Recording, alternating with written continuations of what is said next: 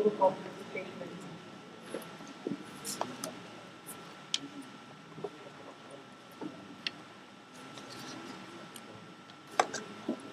Hormati, Selamat Pagi, Madam Chair, distinguished members of the UNEMRIP and Indigenous brothers and sisters. My name is Sahureka, and I'm presenting an Indigenous Peoples Global Caucus statement on the implementation of the UN Declaration on the Rights of Indigenous Peoples and financial resources through the UNEMRIP.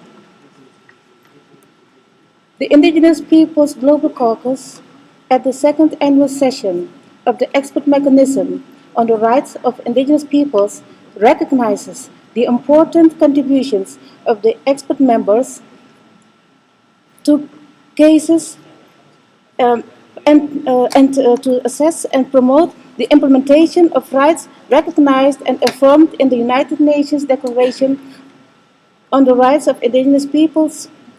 We congratulate them on their inaugural year of work. With the reform of the United Nations Human Rights Charter mechanism and the creation of the United Nations Human Rights Council and its subsidiary bodies, including the expert mechanism, it was anticipated that there would be many difficult moments in the beginning. We understand that these difficulties are compounded tremendously by challenges created due to lack of sufficient financial resources. Despite insufficient funds and technical resources, we congratulate the UNEMRIP for completing its initial study focusing on rights to education for indigenous peoples, based on the rights recognized in Article 14 and other relevant articles of the United Nations Declaration. We also note that the UNEMRIP members have shown considerable courage and integrity in carrying out the tasks and fulfilling their mandate as efficiently as possible despite these challenges. We emphasize that the United Nations Declaration on the Right of Indigenous Peoples recognize in Article 39 that indigenous peoples have the right to financial and technical assistance from states and through international cooperation for the enjoyment of the rights contained in this declaration.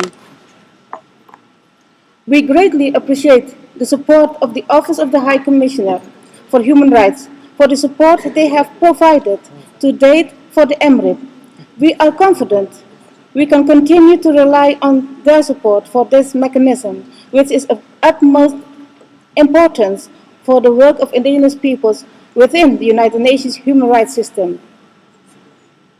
We therefore call upon the Office of the United Nations High Commissioner on Human Rights and the United Nations High Commissioner in her official capacity to work closely with the United Nations Human Rights Council to assist in the implementation through the allocation of sufficient funds for the important work of the UNEMRIP. Additional resources are required to cover basic needs and support activities necessary to carry out its mandate, including meetings, translations, collaborative work with other United Nations bodies, secretarial assistance, and other requirements for the work.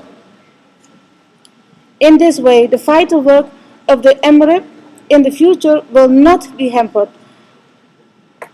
or undermined by lack of sufficient financial support by the United Nations.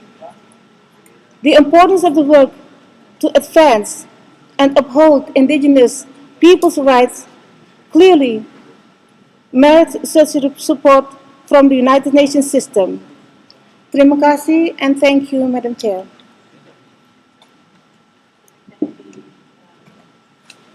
Global Caucus for its statement. We welcome very much.